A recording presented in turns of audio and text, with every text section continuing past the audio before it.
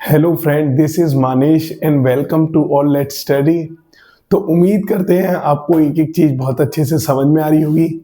आज हमारी class 10th की थर्ड है।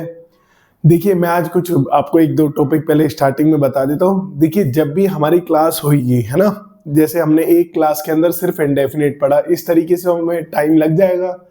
तो हम ऐसा करते हैं, जिस टाइम में एग्जाम्पल लिख रहा हूँ ना, वीडियो को थोड़ा पॉज कर दे करूंगा और उन्हें लिख दिया करूंगा, फिर दोबारा से स्टार्ट करके आप वहां से उन्हें पढ़ सकते हैं। तो उम्मीद करते हैं आपको कुछ भी मतलब डाउट नहीं आया होगा।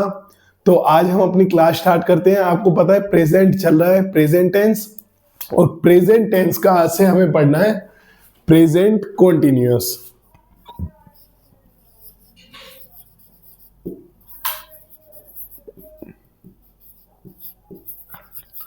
आपको अच्छे से पता है प्रेजेंट का मतलब क्या होता है, जो टाइम अभी चल रहा है, अभी टाइम जिसे हम एक्सपीरियंस कर रहे हैं। और कॉन्टिन्यूअस का मतलब क्या होता है, ऑन गोइंग प्रोसेस, है ना। कॉन्टिन्यूअस का मतलब क्या होता है, जो एक अपनी गति में हो रहा हो काम, है ना, उसे हम बोलते हैं कॉन्टिन्यूअस। अब बात करते हैं प्रेजेंट कॉन्टिन्यूअस की। इसका स्ट्रक्चर क्या होता है, जब भी हमें सब्जेक्ट सिंगुलर दे रखा हो,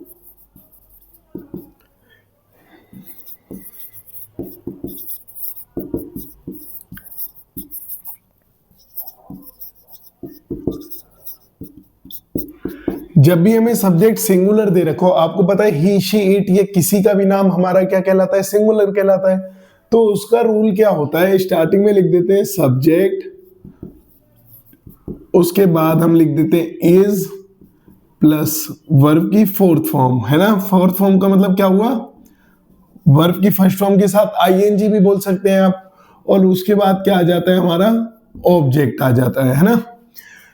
इसके अंदर एक स्पेशल केस होता है आई।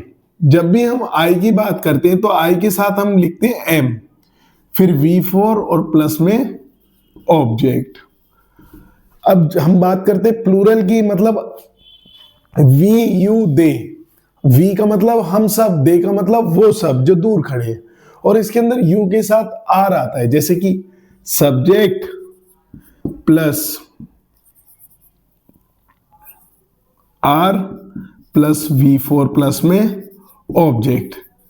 देखिए भाई, ये हमारा क्या होता है, प्रेजेंट कॉन्टिन्यूअस का स्ट्रक्चर होता है ना।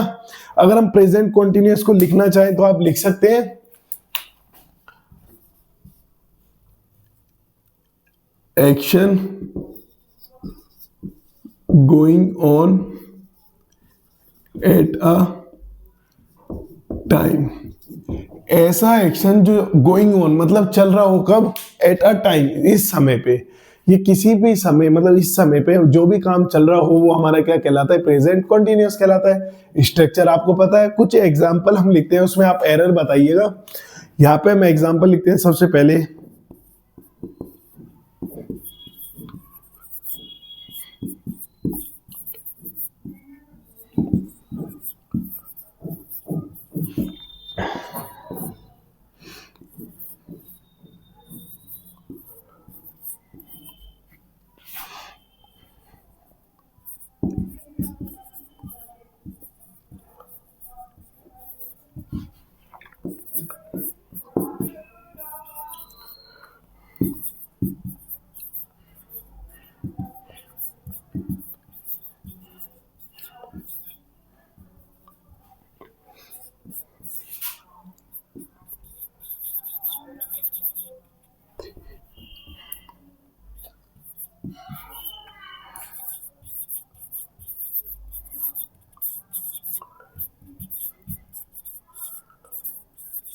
देखिए 4 एग्जांपल है, आप इसमें एरर ढूंढिए। सबसे पहले हम बात करते हैं, देखिए पहले वाले में ही इज प्लेइंग या प्लेइंग चेस, वो चेस खेल रहे हैं। इसका मतलब पहले इसकी कुछ कहानी जान लेते हैं हम। जैसे हमने प्रेजेंट इंडेफिनिट पढ़ा था, उसमें आपने एक वर्ड लिखा था परमानेंट एक्शन। परमानेंट का मतलब क्या होता है, जो परमानेंट है, यूनिवर्सल है, परमानेंट है, जो हर टाइम होना ही कन्फर्म है, होते हैं। इसका ये कौन से होते हैं, टेम्पररी एक्शन के बारे में बताता है। जो हमारा प्रेजेंट कॉन्टिन्यूअस है, ये हमारा भाई किसके बारे में बताता है? टेम्परेरी एक्शन के बारे में बताता है। टेम्परेरी का मतलब क्या हुआ? ऐसा कोई भी एक्शन जो पहले तो चल नहीं रहा था लेकिन अब वो चल भी सकता है, अब वो बदल भी सकता है, या उस एक्शन को बंद करके कुछ और भी काम हो सकता है। तो वो हमारा कौन सा होता है? टेम्परेरी एक्शन, जो अपनी मतलब चीज को, अवस्था को बदलता रहे, वो हमारा टेम्परेरी है। और हमारा प्रेजेंट कॉन्टिन्यूअस एक टेम्परेरी एक्शन के बारे में बताता है। जैसे कि ही इज प्लेइंग चेस, इसकी हिंदी क्या होगी? वो चेस खेल रहा है, वो चेस खेल रहा है। इसका मतलब जो अभी चल रहा है, तो आईएनजी फॉर्म लगाना होगा। इसके साथ क्या आएगा? आईएनजी। अब इज क्यों आए यहाँ पे? क्योंकि सब्जेक्ट हमारा क्या दे रखा है? सिंगुलर। ही मतलब किसी एक लड़के की बात कर रहे हैं। अच्छा, अगर हम ये बोलते हैं, अब तो हम बोल रहे हैं वो चेस खेल रहा है, मैं पढ़ा रहा हूं, आप पढ़ रहे हो, वो गा रहा है। अगर मैं इसी बात को ये कहूं कि वो चेस खेलता है, मैं पढ़ाता हूं, आप पढ़ते हो, वो गाता है, तो हमें क्या लगाना होगा? अब वो चेस खेलता है, इसका मतलब क्या पता लग रहा है हमें?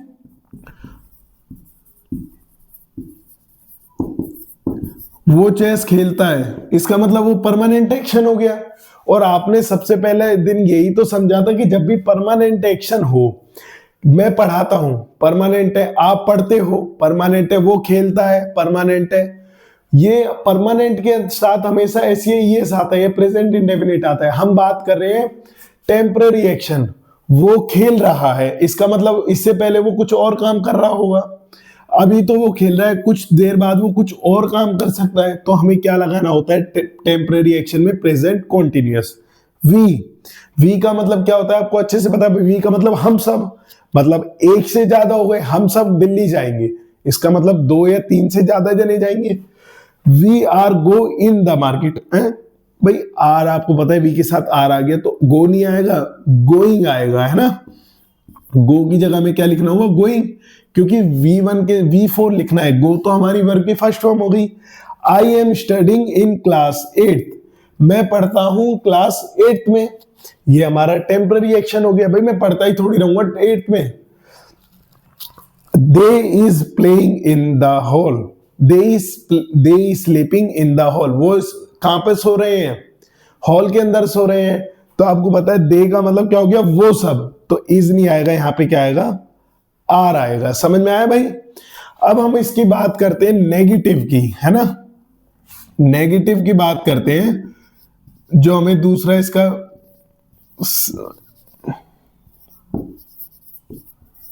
आप इसे 2 वर्ड को लिख लेना, इसके नीचे परमानेंट एक्शन की बात लिख लेना, इनडेफिनिट प्रोसेस या प्रेजेंट इंडेफिनिट।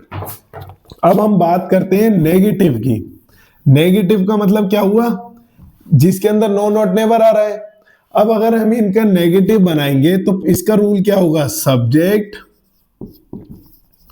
उसके बाद इज, उसके बाद नॉट प्लस V4 प्लस में ऑब्जेक्ट। अच्छा भाई, ये नॉट यहां पे क्यों आया, इसके बाद क्यों आया है, और ये V4 से पहले क्यों आया है? ये आप मुझे बताइए सबसे पहले।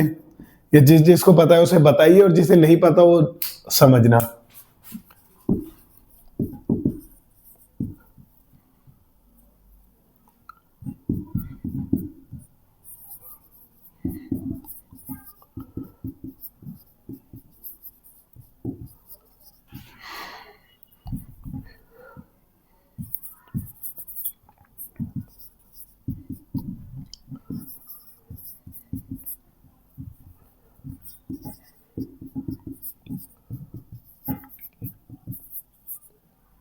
देखिए, आपको हमेशा याद रखना है, जब भी हम नॉट लगाते हैं ना, नॉट लगाते हैं हमेशा मेन वर्ब के पहले आता है। इसके अंदर वर्ब क्या है? एक ही वर्ब है, वी। वर्ब का मतलब क्या हुआ? हमारी मेन वर्ब है। हमारा जो नॉट आता है हमेशा मेन वर्ब से पहले आता है और हेल्पिंग वर्ब के बाद आता है। अब हम यहाँ पे किसकी बात कर रहे हैं? ही की बात कर रहे हैं, सिंगुलर की बात कर रहे हैं। जब भी हम सिंगुलर सब्जेक्ट हो तो उसके लिए इज, उसके बाद नॉट, V4 ऑब्जेक्ट। जब भी सब्जेक्ट आई दे रखा हो उसके बाद not, I am not, V4 object. और जब भी प्लूरल सब्जेक्ट दे रखा हो तो उसके बाद आ जाएगा plural, are not we for object, ये हमारा क्या होता है, नेगेटिव का रूल होता है। जैसे कि ही इज प्लेइंग चेस, अब हमारा इसका नेगेटिव बनाना है तो क्या बन जाएगा इसका, ही इज नॉट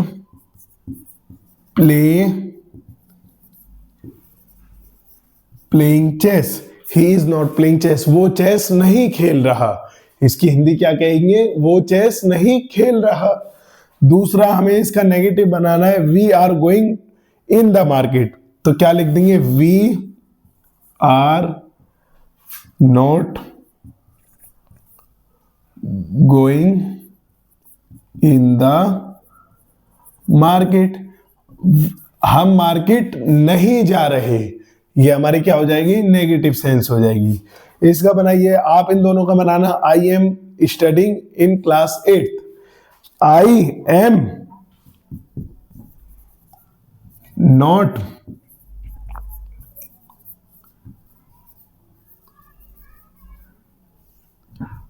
समझ में आया आपको। तो ये हमारे क्या होते हैं, नेगेटिव होते हैं, ये हमारे पॉजिटिव होते हैं। केवल इतना अंतर है, जब भी नो नॉट नेवर या नॉट नहीं दे रखा वो हमारे पॉजिटिव है, जिसमें भी नेगेटिव वर्ड आ रहा है वो हमारे कौन से हो गए, नेगेटिव हो गए। इनको आप एक बार लिख लीजिए, आगे समझते हैं और क्या क्या इसमें पढ़ना है।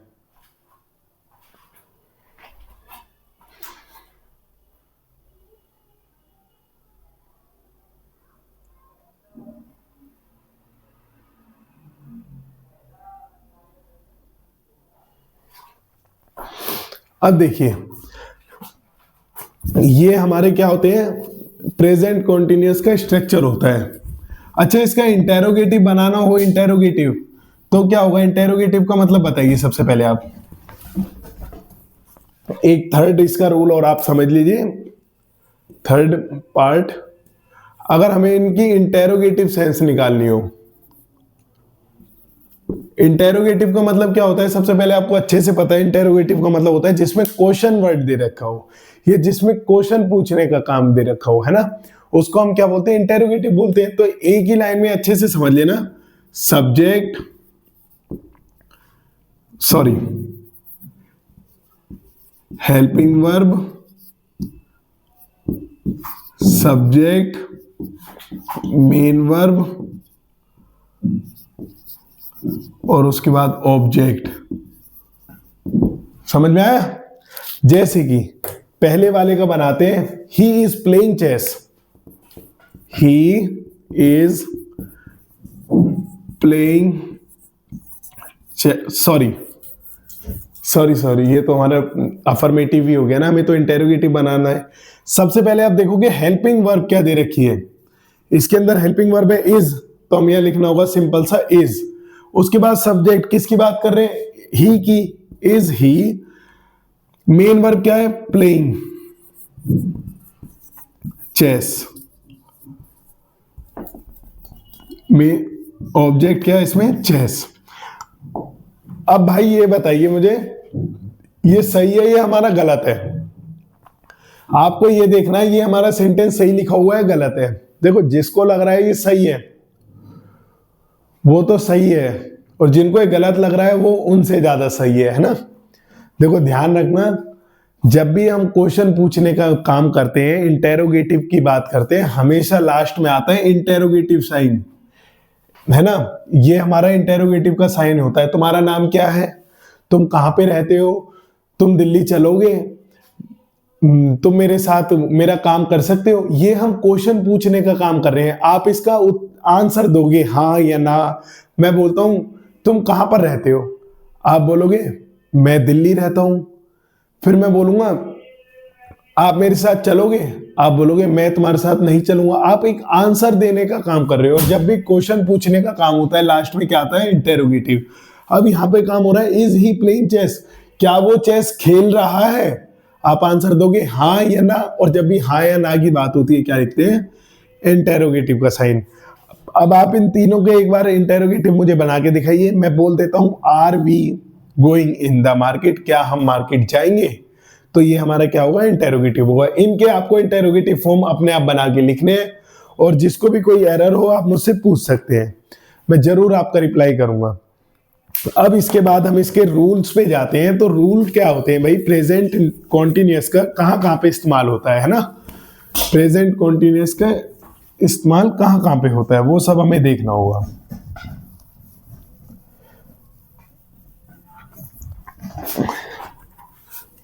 बिल्कुल बेसिक से क्लास चल रही है, बिल्कुल जीरो लेवल से चल रही है। जो भी भाई बिल्कुल इंग्लिश से जिसको समझ में नहीं आती या जो भी परेशानी है उस तक ये वीडियो जरूर पहुंचा देना, क्योंकि इससे ज्यादा जीरो लेवल मतलब बहुत, एक तो बिल्कुल जीरो लेवल और उसके बाद ऐसी चीजें पढ़ाई जाएंगी आपको जो सिर्फ और सीधी की सीधी आपको एग्जाम में देखने के लिए मिलेगी।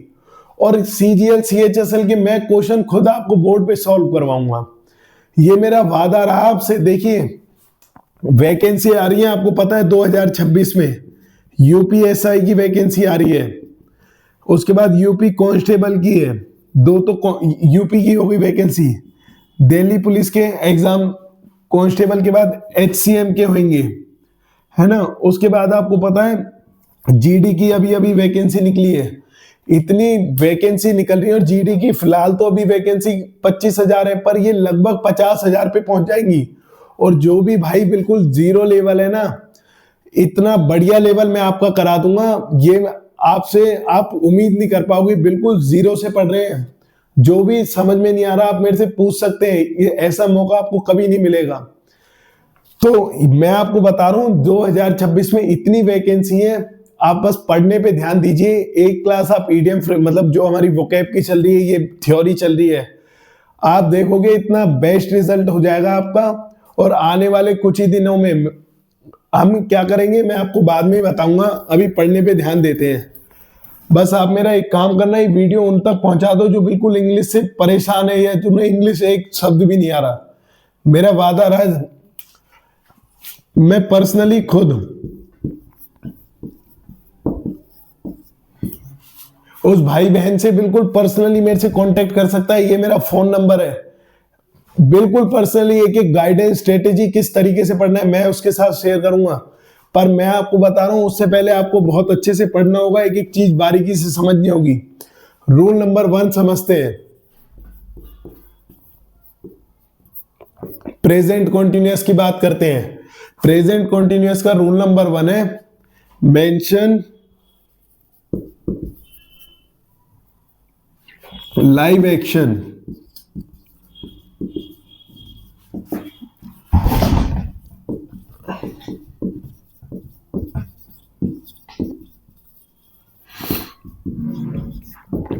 प्रेजेंट कॉन्टिन्यूअस के अंदर क्या आता है, मेंशन लाइव एक्शन।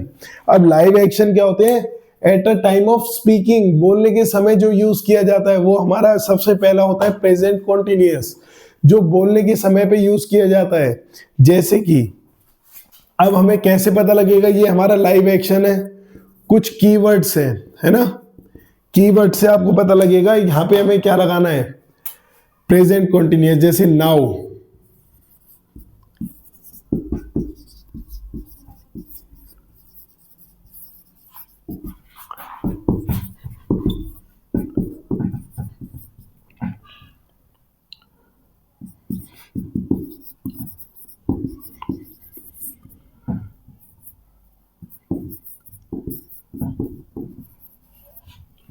देखिए now, at the movement, this time, right now, या दोबारा हमने लिख दिया दिस टाइम, या कभी भी आपको देखने के लिए मिले दिस मॉर्निंग, दिस इवनिंग, जैसे मैं लिख देता हूं दिस।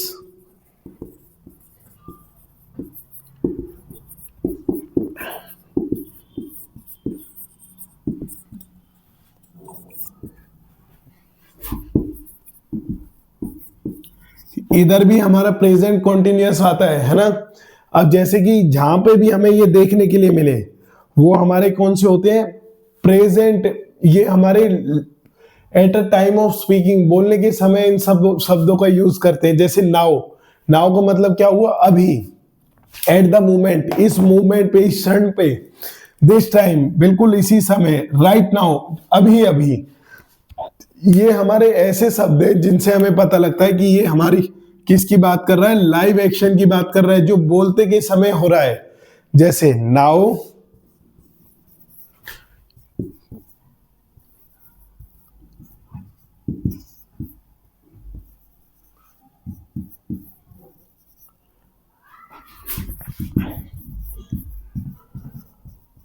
अब देखिए आप इसे सही करिए।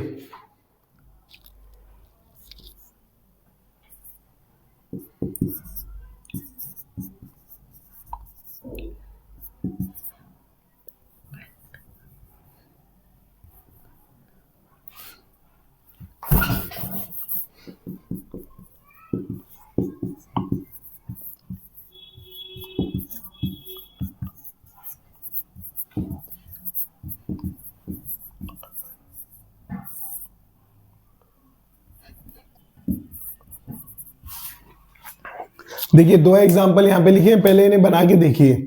देखिए नाउ मतलब अभी, ही के साथ हमेशा क्या आता है, इज आता है। ही इज प्लेइंग हॉकी, अभी वो हॉकी खेल रहा है, इसका मतलब लाइव एक्शन हो गया। और जब भी ऐसे काम की बात हो जो लाइव हो, वो हमारा प्रेजेंट कॉन्टिन्यूअस आता है, तो ही के साथ इज सही हुआ। This time he is studying in class 10th, इस समय वो कौन सी क्लास में पढ़ रहा है, क्लास 10th में पढ़ रहा है ना। इसे लिखिए, मैं कुछ एग्जांपल और लिखवाता हूं इसके बाद।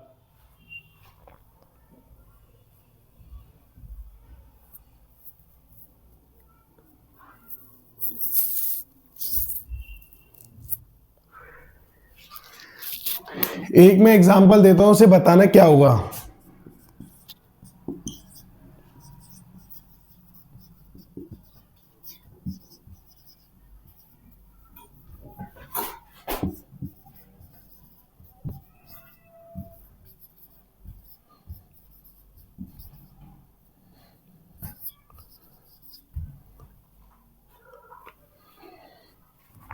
इसका आंसर बताइए मुझे क्या होगा।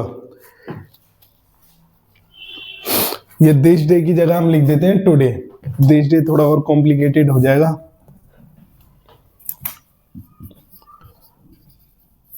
जिसने इसका आंसर बता दिया ना, मैं समझ जाऊंगा उसे बिल्कुल एक एक चीज बारीकी से समझ में आ रही है। ही इज वर्किंग या वर्क्स हार्ड टुडे, वो आज मेहनत से काम कर रहा है। यहाँ पे इज वर्किंग आएगा, वर्क्स आएगा। वो आज मेहनत से काम कर रहा है या वो आज मेहनत से काम करता है, दोनों में से सेंस किसकी अच्छी बन रही है। भाई देखो, जिसने भी आंसर बताया ना इज वर्किंग, वो बिल्कुल सही है। जिसका ये है वो ध्यान दोबारा देना। देखो, he is working hard today, बात कर रहे हैं टुडे मतलब आज की, वो आज मेहनत कर रहा है, या वो आज मेहनत बहुत अच्छे से कर रहा है, या वो आज मेहनत बहुत अच्छे से करता है। आज वो मेहनत अच्छे से करता है, इसकी तो कोई सेंस ही नहीं बन रही। आज वो अच्छे से मेहनत करता है, आज वो अच्छे से खाना खाता है, नहीं बन रहा। सेंस बन रही है आज वो अच्छे से खाना खा रहा है, आज वो अच्छे से मेहनत कर रहा है। यहाँ पे यही तो लिखा हुआ है, he is working hard today, वो आज मेहनत से काम कर रहा है। और जब भी रहा है, रहे, रही है, ये जब भी ऐसे काम की पता लगे जो आज हो रहा है, at a time of speaking हो रहा है, तो हमें क्या लगाना होगा, इज वर्किंग। समझ में आए। ये वाले क्वेश्चन आपसे एग्जाम में पूछता है, ये नहीं पूछेगा एग्जाम में, ये पूछेगा आपसे, वर्क्स दे देगा और चारों ऑप्शन दे देगा वन एरर के अंदर। आपको ये यहां तक अपने कमांड बनानी होगी। ये एग्जाम में पूछा गया सवाल है, ये समझ लो आप। जीडी के अंदर ये वाले क्वेश्चन बनते हैं। He is working hard today, आप देखोगे आज मेहनत अच्छे से करता है, आज अच्छे से मैं पढ़ाता हूं, ये तो बन नहीं रहा। या आज मैं अच्छे से पढ़ा रहा हूं, आज मैं अच्छे से घूमता हूं, ये तो कोई मतलब ही नहीं बन रहा। आज मैं अच्छे से घूम रहा हूं, ये सेंस बन रही है। तो आपको पता है वहां पे हमें प्रेजेंट कॉन्टिन्यूअस लगाना होगा। अब देखिए, जो हमारा दूसरा रूल है वो है,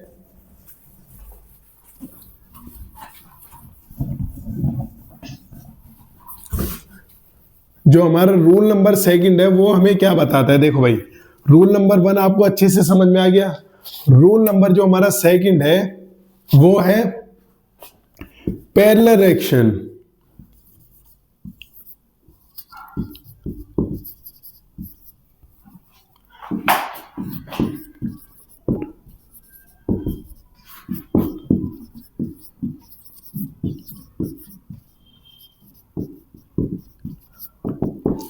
पैरेलल एक्शन के बारे में समझ में आया आपको। जो हमारा दूसरा पॉइंट है, इसकी हेडिंग डालिए, फिर समझते हैं इसमें क्या है।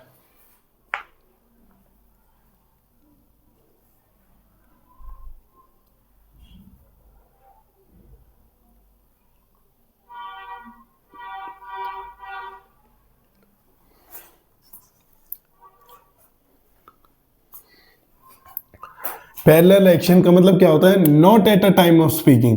पैरेलल एक्शन का मतलब क्या होता है? पैरेलल, देखिए पैरेलली का मतलब क्या होता है? जो बोल, not at a time of speaking, not at a time of speaking मतलब बोलने के समय नहीं हो रहा पर वो हो रहा होता है। ये क्या बात हुई? जैसे कि देखिए पैरेलल का मतलब क्या होता है? सबसे पहले ये समझिए, पैरेलल का मतलब होता है जैसे ये लाइन इसके पैरेलल है, ये इसके पैरेलल है, ये इसके पैरेलल है। इसका मतलब क्या होगा? पैरेलल एक्शन कौन से होते हैं? Not at a time of speaking. अब ऐसे कौन से शब्द हैं? देखिए वो चल भी रहे हैं और बोलने के समय हो भी नहीं रहे, ऐसे कौन से वर्ड हो गए? देखिए इनके लिए भी हम कुछ कीवर्ड यूज करते हैं, जैसे कि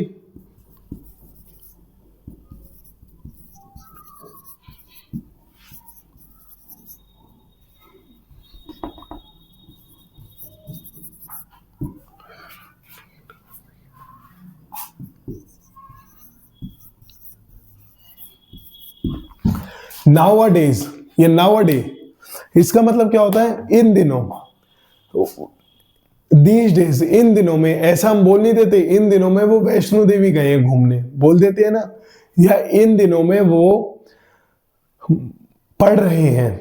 क्या वो बोलने के समय मतलब जिस समय हम बोलते हैं उस टाइम वो काम हो रहा होता है? नहीं हो रहा होता। जैसे कि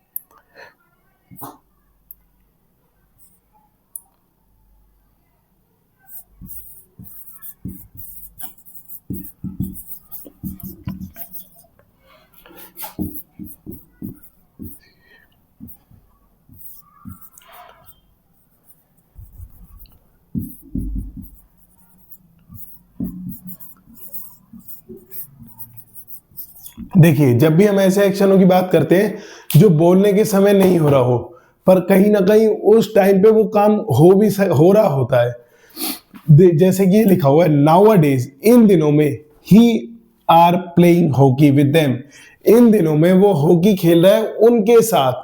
मतलब इन दिनों में वो खेल रहा है, जरूरी थोड़ी है जिस समय में वो ये बात कह रहा है वो उस टाइम भी खेल रहा हो। क्या पता उस टाइम वो सो रहा हो, या उस टाइम वो कहीं मैच खेलने गया हो, सॉरी, या उस टाइम वो बीमार हो। पर हम क्या बोल देते हैं? इन दिनों में भाई वो लद्दाख घूमने गया है। भाई लद्दाख जाएगा, वहां से आएगा भी तो सही, क्या पता वो लद्दाख से आ गया हो।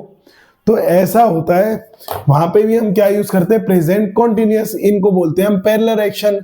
नाउअडेज, इन दिनों में, ही आर, देखिए आपको पता है ही के साथ क्या लिखते हैं हम? इज लिखते हैं। ही इज प्लेइंग हॉकी, वो हॉकी खेल रहा है। किन के साथ? विद देम, मतलब जो उनके, विद देम मतलब उन लोगों के साथ वो हॉकी खेल रहा है।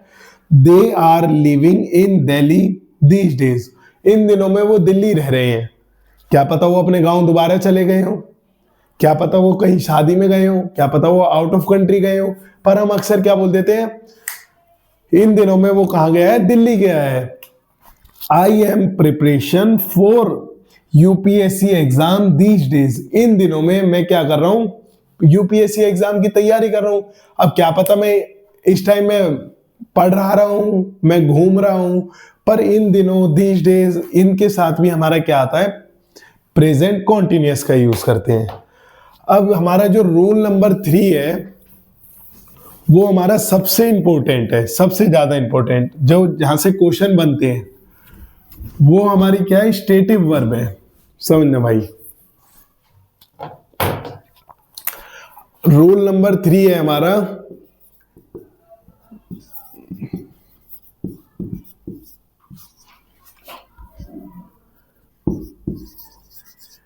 रूल नंबर 3 हमारे स्टेटिव वर्ब्स।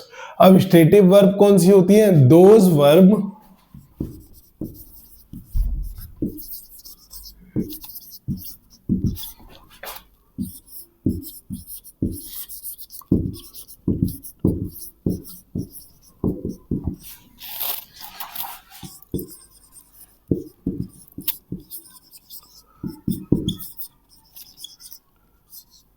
बस केवल इतना ध्यान रखना, स्टेटिव वर्ब्स कौन सी होती हैं? Those verb use in present indefinite या यूज इन इंडेफिनिट, जो हमारी कहां पे यूज होती है? इंडेफिनिट के अंदर यूज होती है, नॉट इन कॉन्टिन्यूअस फॉर्म। वो हमारी भी कभी भी किसके अंदर नहीं आती? कॉन्टिन्यूअस फॉर्म के अंदर नहीं आती। देखिए मैं इन वर्ब को लिख देता हूं, फिर आप आगे स्टार्ट करते हैं।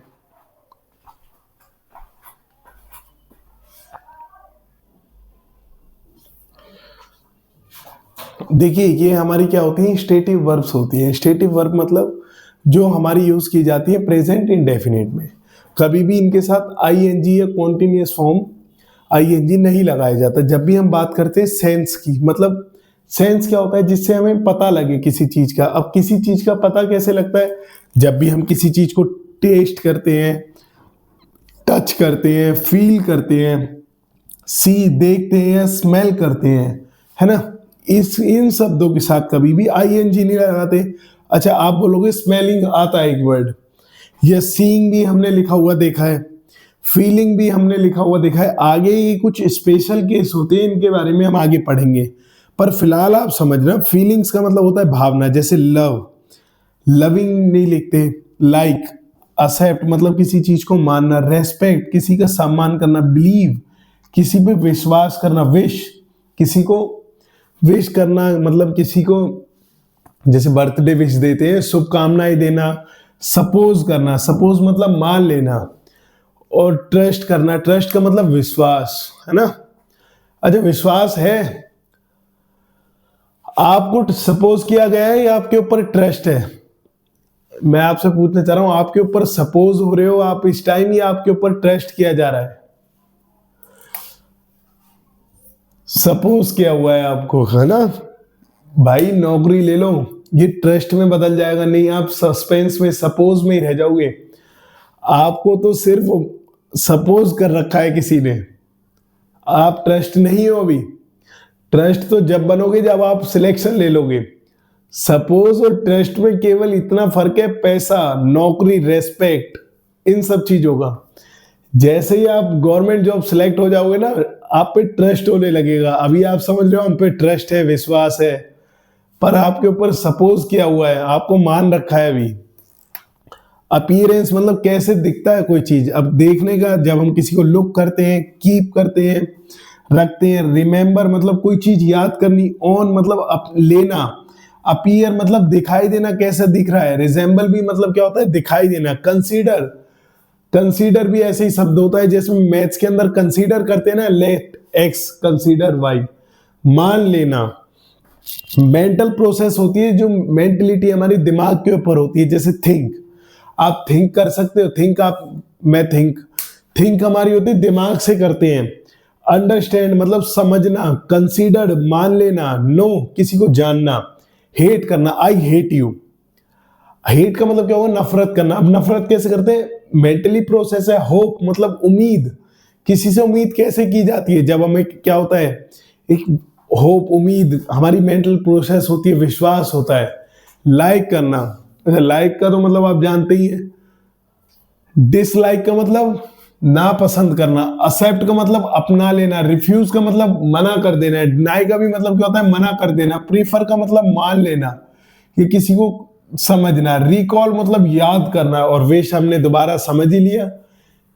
रिकॉल मतलब दोबारा से याद करना। ध्यान देना, इनके साथ कभी भी आईएनजी फॉर्म नहीं आती। अब देखिए किस तरीके से आपसे एग्जाम में क्वेश्चन पूछ लिए गए हैं, वो आप देखना एग्जाम में कैसे पूछेगा क्वेश्चन आपसे।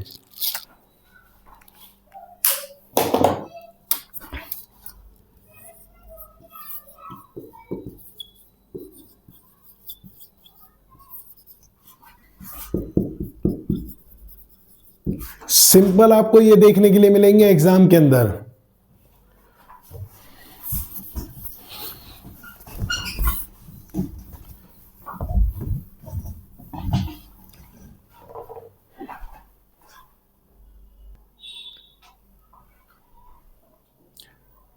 देखिए एग्जाम में यही क्वेश्चन आपसे पूछे जाएंगे और इसको आपको एकदम सही बना के लिखना है, क्या इसका आंसर होगा।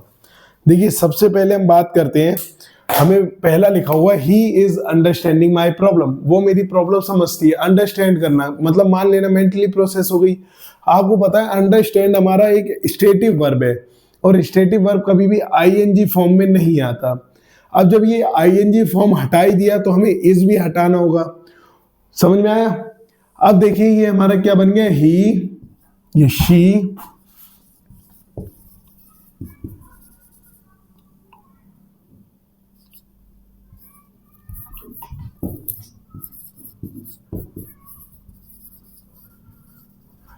शी अंडरस्टैंड माई प्रॉब्लम होगा या शी अंडरस्टैंड्स माई प्रॉब्लम, इन दोनों में बताइए क्या होगा। Rohit is knowing this person या Rohit knows this person, Rohit इस व्यक्ति को जानता है, इस आदमी को जानता है। तो आपको पता है ये नहीं आएगा, यहाँ पे क्या आएगा, नोज आएगा। अब नोज क्यों आएगा, क्योंकि रोहित सिंगुलर है। अब यहाँ पे अंडरस्टैंड क्यों आएगा, क्योंकि शी सिंगुलर है। ही इज रेस्पेक्टिंग या रेस्पेक्ट हिज पेरेंट्स, आपको पता है रेस्पेक्ट करना, रेस्पेक्ट हमारा क्या है, स्टेटिव वर्ब है और स्टेटिव वर्ब कभी भी आईएनजी फॉर्म में नहीं आता। तो ये क्या आ जाएगा, she respects her parents. The port is containing water या कंटेन्स वाटर, आपको पता है जो पोर्ट है वो कंटेन करता है, मतलब मानता है, लेता है। अब कंटेन हमारी स्टेटिव वर्ब है और जब भी हम स्टेटिव वर्ब की बात करते हैं तो इज कंटेनिंग की जगह में क्या लिखना होगा, कंटेन्स लिखना होगा। अच्छा कंटेन्स आएगा, कंटेन आएगा, कंटेन्स आएगा क्योंकि पोर्ट सिंगुलर है, एक पोर्ट की बात कर रहे हैं हम। अगर पोर्ट बहुत सारे होते तो हम क्या लिखना होता, एस हटा देना होता। द पोर्ट मतलब एक पोर्ट की बात कर रहे हैं। आई नोइंग यू, गलत, क्या होगा, आई नो यू, मैं तुम्हें जानता हूं। समझ में आया। नो और नोइंग के अंदर डिफरेंस क्या होगा, आईएनजी फॉर्म नहीं लगानी होगी क्योंकि नो हमारा एक स्टेटिव वर्ब है और स्टेटिव वर्ब के साथ कभी भी आईएनजी फॉर्म नहीं आती। तो उम्मीद करते हैं, देखिए आज की क्लास हम मतलब खत्म करते हैं, उससे पहले हम 3 क्वेश्चन ऐसे करते हैं जो रिसेंटली एग्जाम में पूछे गए हैं, है ना। जब जितना आपने अब तक पढ़ा है उसी का रिकॉल हो जाएगा सारा और उसे समझ के आंसर करना। मैं लिख देता हूं, 1 सेकंड पहले आप इन्हें लिख लीजिए इतने।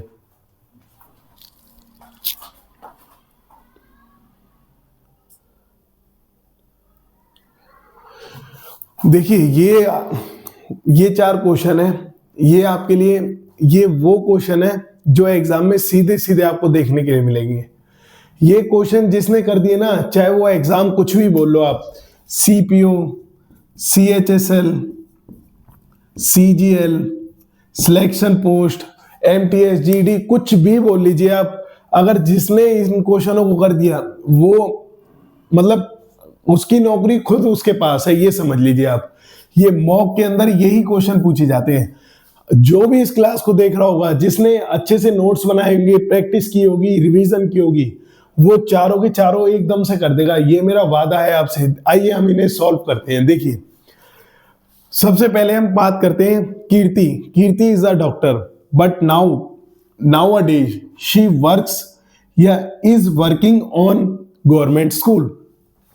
कीर्ति एक डॉक्टर है पर इन दिनों में वो स्कूल में काम कर रही है। अब आप देखोगे रही है, रहा है, रहे, ये तो हमारा कॉन्टिन्यूअस बताता है, पर वो इन दिनों में काम कर रही है भैया। वो वैसे तो वो डॉक्टर है पर स्कूल के अंदर काम करती है या काम कर रही है। आप देखोगे जो जिससे हमें जानकारी मिलती है वो तो प्रेजेंट इंडेफिनिट है, तो प्रेजेंट इंडेफिनिट के अकॉर्डिंग तो वर्क्स आना चाहिए। बिल्कुल गलत। देखिए हमने क्या पढ़ा था, सबसे पहले तो इसमें लिखा हुआ है नाउअडेज। नाउअडेज से हमें पता लग रहा है ये हमारा एक टेम्पररी एक्शन है या हम कह सकते हैं एक पैरेलल एक्शन है। पैरेलल टाइम हो गया हमारा। नाउअडेज हमारा क्या हो गया, एक पैरेलल टाइम हो गया। इन दिनों में वो क्या काम कर रही है, गवर्नमेंट स्कूल में काम कर रही है। इसका मतलब इन दिनों में कर रही है, पहले वो डॉक्टर थी, हॉस्पिटल में काम करती थी, पर अब वो स्कूल में काम कर रही है। फिर कुछ टाइम बाद आके वो क्या काम करेगी, दोबारा से हॉस्पिटल में काम करेगी। इसका मतलब ये हमारा क्या हो गया, एक टेम्पररी एक्शन हो गया। और टेम्पररी एक्शन की बात करते हैं, वहां पे हमेशा हमें क्या लिखना होता है, इज वर्किंग लिखना होगा, आईएनजी फॉर्म लिखनी होगी। जब भी टेम्पररी एक्शन होगा तो वहां पे हमें क्या लिखना होगा, इज वर्किंग लिखना होगा। दूसरा हम देखते हैं नाउअडेज एवरीबॉडी इज टॉकिंग या talks about the latest movie. आपको पता है नाउअडेज हमारा पहला एक्शन है, या इन दिनों में जो लोग है ना, एवरीबॉडी हर कोई कैसी बातें कर रहा है, एक लेटेस्ट मूवी की बात कर रहा है। अब लेटेस्ट मूवी बिल्कुल अभी अभी आई है, कुछ दिन बाद कोई और मूवी आएगी तो लोग उसके बारे में बात करेंगे, फिर कोई और मूवी आएगी उसके बारे में बात करेंगे। तो ये हमारा क्या हो गया, एक टेम्पररी एक्शन हो गया जो बार बार क्या होगा, चेंज होता रहेगा। और जब भी टेम्पररी एक्शन हो क्या आता है, इज टेकिंग आएगा, इज टॉकिंग आएगा। अच्छा ये वाला करके दिखाइए आप, ये आपका क्वेश्चन ऑफ द डे है। माई ब्रदर इज गोइंग या goes for morning walk every day. मेरा भाई हर दिन उठ के कहां पे जाता है, मॉर्निंग वॉक पे जाता है। आपको पता है every day, every morning, every evening, now every day, every morning, every evening, ये हमारा किसके बारे में बताता है, rarely, occasionally, frequently, daily, every day, every morning, ये हमारा हमेशा प्रेजेंट इंडेफिनिट के बारे में बताता है। किसके बारे में बताता है, यहां पे लिख लेना प्रेजेंट इंडेफिनिट, कि मेरा भाई हर दिन कहां पे घूमने जाता है, उसकी हैबिट बनी हुई है। और जब भी हैबिट की बात हो तो हमें क्या लगाना होता है, एस या ईएस लगाना होता है। इज गोइंग नहीं आएगा यहाँ पे, टॉक्स नहीं आएगा यहाँ पे, शी वर्क्स नहीं आएगा। अच्छा लास्ट वाला है, इसे पढ़िए आप। माई ब्रदर इज गोइंग या goes for a morning walk every day. मेरा भाई हर दिन कहां पे जाता है, घूमने के लिए जाता है। यहां तक अगर क्वेश्चन होता तो आपको सेम दिखाई दे रहा होगा, पर इसके बाद भी कुछ लिखा हुआ है, बिकॉज, क्योंकि द डॉक्टर एडवाइज्ड हिम, मतलब डॉक्टर ने उसे सलाह दी, to do so if he really wants to get well soon. अगर तुम्हें जल्दी से ठीक होना है तो आपको क्या करना होगा, मॉर्निंग वॉक पे जाना होगा। अब डॉक्टर ने उसे सलाह दी है कि सुबह सुबह उठो और घूमने के लिए जाओ अगर तुम चाहते हो कि तुम जल्दी से ठीक हो। इसका मतलब उसे एक सलाह मिली है, इसका मतलब उससे पहले वो कभी भी घूमने नहीं जाता, और जो वो जाता ही नहीं है और वो अब वहां जाना शुरू करेगा, इसका मतलब वो टेम्पररी एक्शन होगा। या अब से पहले वो कभी भी घूमने नहीं गया, उसको डॉक्टर ने एडवाइस की है तो वो वहां घूमने जाएगा। और जब भी हमारा टेम्पररी एक्शन हो तो हमें क्या लिखना होता है, इज गोइंग, यहाँ पे गोज नहीं आएगा। समझ में आया इन दोनों के अंदर डिफरेंस। डॉक्टर ने उसे एडवाइस दी है कि अगर तुम्हें जल्दी ठीक होना है तो तुम सुबह सुबह कहां पे जाओ, घूमने जाओ। इसका मतलब वो उससे पहले कभी भी नहीं जाता। तो उम्मीद करते हैं आप तक ये क्वेश्चन अच्छे से समझ में आया होगा। और आगे कल हम स्टेटिव वर्ब का ही पार्ट स्टार्ट करके, और एक हमारी अगली जो नेक्स्ट क्लास होगी वो ये समझना पूरी PYQ की होगी, जिसके अंदर हम जो एसएससी के बेस्ड ऑन क्वेश्चन है सारे उसमें कवर करेंगे, प्रेजेंट इंडेफिनिट के भी, कॉन्टिन्यूअस के भी। तो जब तक के लिए आपने अब तक जितना भी पढ़ा है अच्छे को, एक एक चीज को अच्छे से रिवाइज करके आना, प्रेजेंट इंडेफिनिट भी, प्रेजेंट कॉन्टिन्यूअस भी, ताकि जो आने वाली क्लास में, अपकमिंग क्लास में आप एक भी क्वेश्चन ऐसा ना हो जो आप ना कर पाओ। तो अच्छे से एक एक चीज नोट्स बनाना, रिवाइज करना, और उम्मीद करते हैं आपको बहुत अच्छे से चीजें समझ में आ रही होंगी। Okay, thank you for watching this video.